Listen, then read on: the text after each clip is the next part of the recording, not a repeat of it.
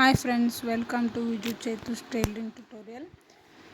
ಇವತ್ತು ನಾನು readymade dress ತೊಗೊಂಡಾಗ ಅದನ್ನು ಯಾವ ರೀತಿ ಫಿಟ್ಟಿಂಗ್ ಮಾಡೋದನ್ನು ಹೇಳ್ಕೊಡಕತ್ತೀನಿ. ಸಿಂಪಲ್ ಪ್ರೊಸೆಸ್ ಒಳಗೆ ನೋಡಿರಿ. ಫಸ್ಟ್ ನೀಟಾಗಿ ನಾವು ಡ್ರೆಸ್ಸನ್ನು ನಾವು ಯಾವಾಗಲೂ ಫ್ಲೋರ್ ಮೇಲೆ ಅಂದರೆ ನೆಲದ ಮೇಲೆ ಕರೆಕ್ಟಾಗಿ ಹಾಸಬೇಕು. ಯಾಕಂದ್ರೆ ಅದು ಕರೆಕ್ಟಾಗಿ ಇರ್ಲಿಕ್ಕಂದ್ರೆ ನಿಮ್ಮ ಫಿಟ್ಟಿಂಗ್ ಮಾರ್ಕ್ ಹಾಕೋಕ್ಕೆ ಈಸಿ ಆಗೋದಿಲ್ಲ.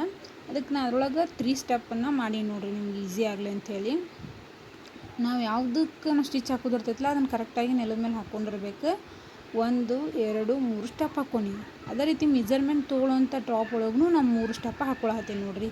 1 2 3 ಇವು 3 ಮೆಜರ್ಮೆಂಟ್ ತೊಗೊಂಡು ನಾವು ಆ ಡ್ರೆಸ್ ಮೇಲೆ ಅಳತೆ ಮಾಡಿ ಮಾರ್ಕ್ ಹಾಕ್ಬೇಕು ನೋಡಿ. 1 2 3 ಈ ರೀತಿ 3 ಮೆಜರ್ಮೆಂಟು. ನಾ ಒಂದೊಂದು ಮೆಜರ್ಮೆಂಟ್ ಹೇಳ್ಕೊತಾ ಹೋಗ್ತೀನಿ ನೋಡಿರಿ. ಫಸ್ಟ್ ಒಂದು ತೊಗೊಳಕತ್ತೀನಿ.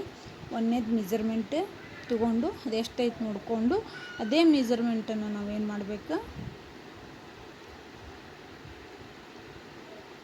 ನಮ್ಮ ಟಾಪ್ ಫಿಟ್ಟಿಂಗ್ ಮಾಡೋ ಟಾಪ್ ಐತಲ್ಲ ಅದರ ಮೇಲೆ ಮಾರ್ಕ್ ಹಾಕಬೇಕು ನೋಡಿರಿ. ನಮ್ಮದು ಟಾಪಿನ ಮೆಜರ್ಮೆಂಟ್ ಎಷ್ಟು ಬರತೈತಿ, 19.5 ಅಂದರೆ 19.5 ಇಂಚ್ ಬರಾಕತ್ತೈತಿ. 19.5 ಇಂಚ್ ಬರತೈತಿ.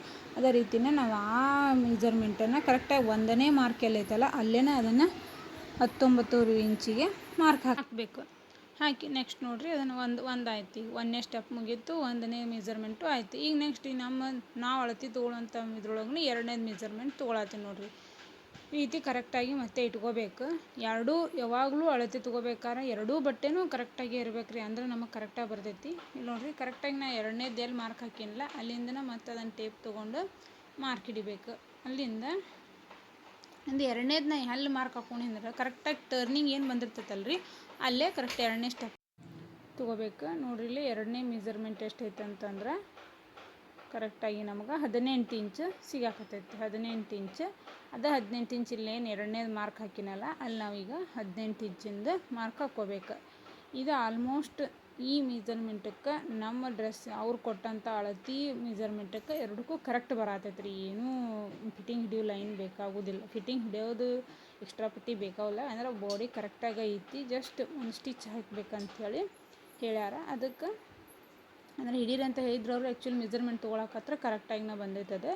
ಹಿಂಗಾಗಿ ನಮಗೇನು ಅಷ್ಟು ಎಕ್ಸ್ಟ್ರಾ ಬಟ್ಟೆ ಉಳಿಯೋಂಗಿಲ್ಲ. ಕರೆಕ್ಟಾಗಿ ಅವ್ರು ಎಷ್ಟು ಬಿಟ್ಟಿರ್ತಾರಲ್ಲ ಅಷ್ಟೇ ಉಳಿತೈತಿ ನೋಡಿರಿ. ಇದು ಸಹ ನಮಗೆ 20 ಇಂಚ್ ಬರತೈತಿ. 3ನೇ ಲೈನ್ ಹಿಂದೇನು ಎಷ್ಟೈತಿ, 20 ಇಂಚ್. 3ನೇ ಲೈನಿಂದ 20 ಇಂಚ್ ಐತಲ್ಲ ಅದನ್ನು ಕರೆಕ್ಟಾಗಿ 20 ಇಂಚಿಗೆ ಇಟ್ಕೊಂಡು ನಮಗೆ ಈ ಮೆಜರ್ಮೆಂಟ್ ಒಳಗೆ ಅದು 19.5 ಇಂಚ್ ಬರಾಕತ್ತೈತಿ.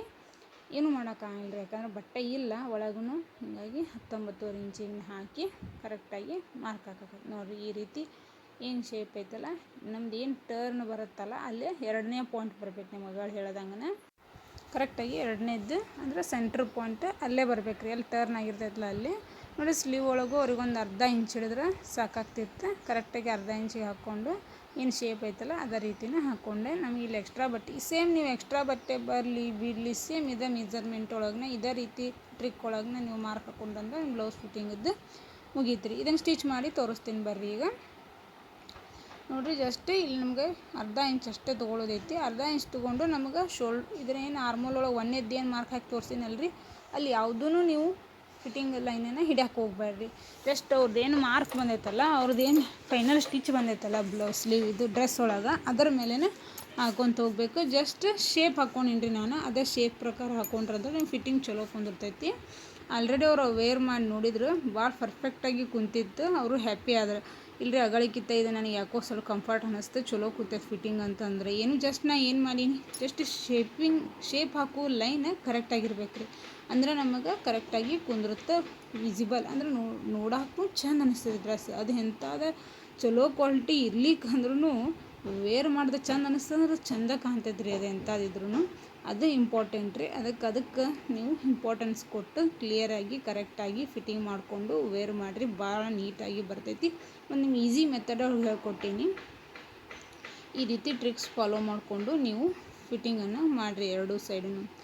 ಈ ರೀತಿ ಒಂದು ಸೈಡನ್ನು ಇದೇ ರೀತಿ ಮಾಡಿದೆ, ಇನ್ನೊಂದು ಸೈಡೂ ಏನು ನಾ ಮಾರ್ಕ್ ಹಾಕಿನಲ್ಲ ಅದ್ರ ಮೇಲೇ ಮಾಡಿರಿ ಕರೆಕ್ಟಾಗಿ.